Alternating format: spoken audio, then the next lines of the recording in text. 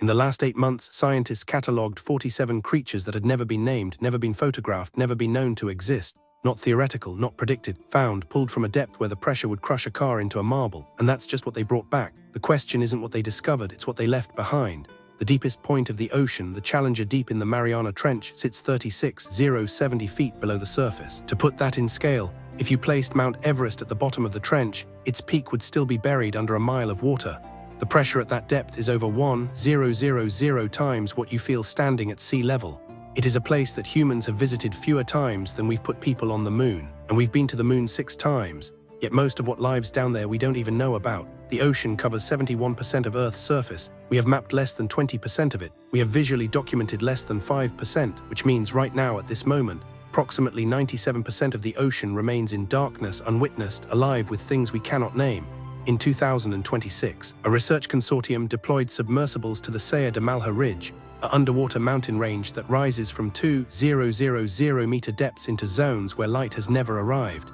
The expedition was scheduled for 4 weeks. They found something that shouldn't exist according to our models of deep-sea biology. Not one thing, dozens of things. 47 documented species, of which at least 34 were entirely new to science. The first creature they catalogued was a siphonophore, a colony organism made of specialized polyps working as a single animal. Imagine a creature that is not quite a jellyfish, not quite a coral, but something between, like an animal that decided to be multiple things at once.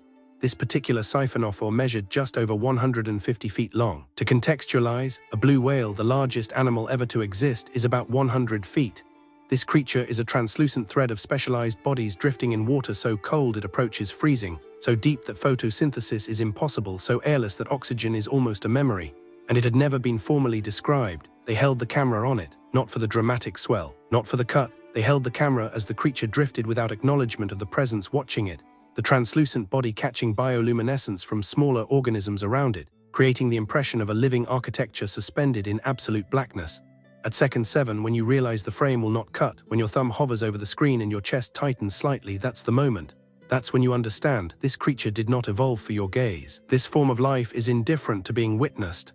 It simply exists, as it has existed for millennia, in a darkness that does not need your light. But here's what reframes the entire discovery. Of the 47 species documented, 34 show adaptations to pressure and darkness that our models said were impossible.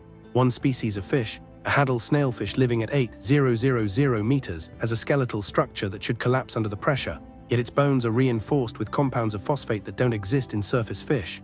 Another, a shrimp-like crustacean, produces a bioluminescence that operates on a wavelength we've never recorded before. It is creating light in colors our eyes aren't trained to see. It has been there in the dark, making invisible light, for as long as the species has existed. We never knew, we never asked. The real question these discoveries pose isn't about the creatures themselves. It's about what this tells us about the places we haven't looked. The Saya de Malha Ridge was chosen not because it was the most promising, but because it was accessible.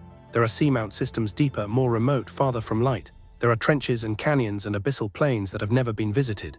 If a single mountain range in the middle of the Indian Ocean holds 47 undescribed species in a 4-week expedition, what is living in the regions we haven't even tried to reach? Marine biologists estimate that 80 to 90% of all deep-sea species may be undiscovered. Not unknown, undiscovered. This doesn't mean they are rare. It means they are there, evolved, adapting, surviving in conditions so extreme that the mathematics of life itself changes. We are not stumbling into nature's greatest museums. We are stepping into rooms while entire civilizations of organisms continue indifferent in the dark. What changed in 2026 wasn't the ocean. It was our willingness to admit how little we know about it.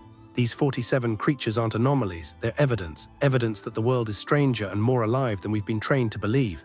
That in the unwitnessed dark, life continues not as a footnote to our understanding, but as its own epic, its own argument, its own reason for existing. The deepest answer to the question what lives in the deep is one we are only beginning to ask. And the ocean, patient and indifferent, has been waiting for us to ask it for a very long time.